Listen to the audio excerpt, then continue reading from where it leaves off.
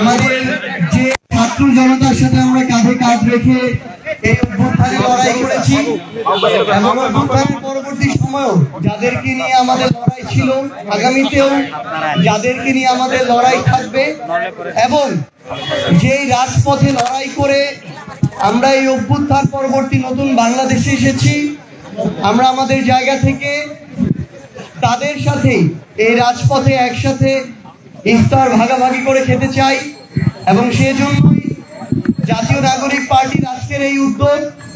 আমরা আমাদের জায়গা থেকে বাংলাদেশের প্রত্যেকটি জেলায় যারা এই নতুন বাংলাদেশের প্রতিনিধি তাদেরকে আমরা অনুরোধ করবো, আপনারা নিজেদের নতুন কাজের মাধ্যমে প্রমাণ করুন এবং একইভাবে পুরো বাংলাদেশের জেলা এবং উপজেলায় যারা ছাত্র জনতা রয়েছে, খেটে খাওয়া মানুষ রয়েছে, এমন অনেক আমাদের সহযোদ্ধা রয়েছে যারা দিনে খেয়ে কষ্টে জীবন যাপিত করে, তাদেরকে নিয়ে আপনারা একসাথে ইফতার করুন। আমরা অল্প খাই কিংবা বেশি খাই, আমরা যেন একসাথে ভাগাভাগি করে আমাদের মধ্যকার যতটুকু সামর্থ্য রয়েছে সেটুকুর মধ্যে আমরা যেন ভাগাভাগি করে খাই এবং সেই দৃষ্টান্ত স্থাপন করতেই জাতীয় নাগরিক পার্টির আজকের এই উদ্যোগ। পুরো মাসব্যাপী আমাদের এই কার্যক্রমটি চলবে।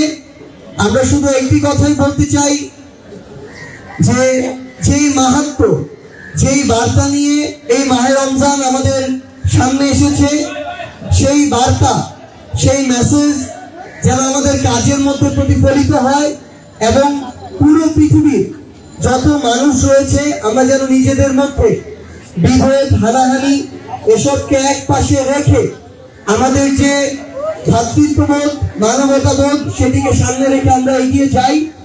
সেই প্রত্যাশায় জাতীয় নাগরিক পার্টি তাদের জায়গা থেকে কাজ করে যাবে। সবাইকে অসংখ্য ধন্যবাদ।